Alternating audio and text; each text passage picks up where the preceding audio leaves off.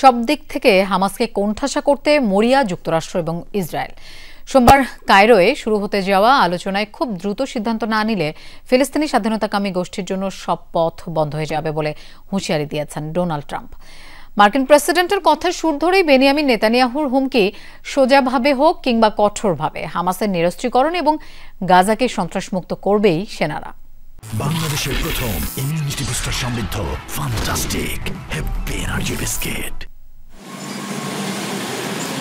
Donald ট্রাম্পের ২০ দফা শান্তি প্রস্তাবে প্রাথমিকভাবে হামাস ইসরায়েলের আংশিক সম্মতির পর মিশরে শুরু হতে যাচ্ছে বিস্তারিত আলোচনা। পরোক্ষ বৈঠকে যোগ দিতে এরই মধ্যে কায়রোয় পৌঁছেছে মধ্যস্থতাকারীরা সহ সব পক্ষের প্রতিনিধিরা। আলোচনায় হামাসকে চাপে রাখতে আগেভাগেই হুমকি থামকি দিয়ে চলেছেন মার্কিন প্রেসিডেন্ট ডোনাল্ড ট্রাম্প। ট্রুথ সোশ্যালে দেয়া পোস্টে বলেন, পূর্ণাঙ্গ চুক্তির জন্য খুব দেরি করতে রাজি নন তিনি।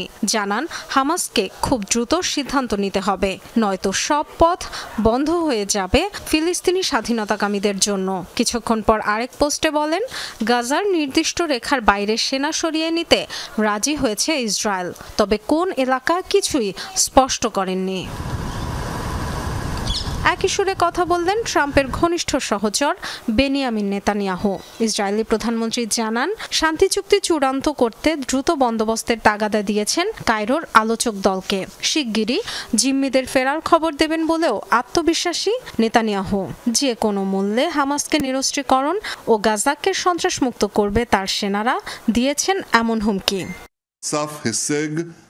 গুরুত্বপূর্ণ অর্জনের প্রান্তে আমরা আশা করছি কয়েকদিনের মধ্যে সব জিম্মির মুক্তির খবর দিতে পারব। দ্বিতীয় ধাপে হামাস নিরস্ত্রীকরণ এবং গাজাকে সন্ত্রাসমুক্ত করা হবে, হয় ট্রাম্পের পরিকল্পনা অনুযায়ী কূটনৈতিক পথে, নয়তো আমাদের সামরিক শক্তি প্রয়োগের মাধ্যমে। এত কূটনৈতিক তৎপরতার মধ্যেও বন্ধ হয়নি গাজায় আগ্রাসন। এমন পরিস্থিতিতে ট্রাম্পের শান্তি প্রস্তাবে ভরসা রাখতে পারছে না হামাস। ইসরায়েলের ওপর আন্তর্জাতিক চাপের আহ্বান জানিয়েছে ফিলিস্তিনি স্বাধীনতাকামী সংগঠনটি। ডরথি দাস্ট্রিন, যমুনা নিউজ।